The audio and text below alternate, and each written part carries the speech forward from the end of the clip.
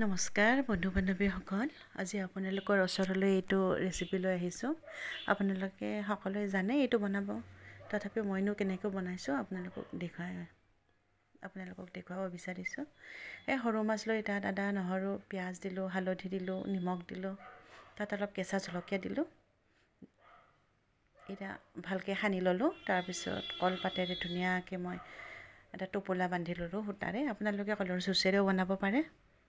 তাৰপিছত মই এটা ননষ্টিক কেৰাহী এটাত অকণমান তেল দি এইটো অলপ ষ্টিম হ'বলৈ দিব তেনেকৈ ঢাকিলোঁ।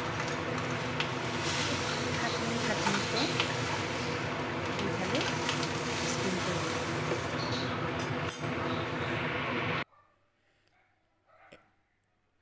এনেকৈ পুনৰাই আপোনালোকে লুটিয়াই থাকিব।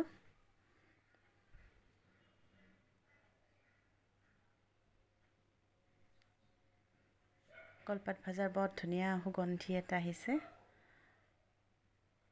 এতিয়া 7 মিনিট হৈ গ'ল আৰু এইখিনি মই থাল এখনত নমাই ল'লোঁ। গৰমে এই টোপোলাটো মই খুলি দিলোঁ। ইমান ধুনীয়া গোন্ধ এটা আহিছে নহয় খুলি দিয়াৰ লগে লগে। এয়া চাওকচোন, দেখিবলৈ ইমান ধুনীয়া হৈছে।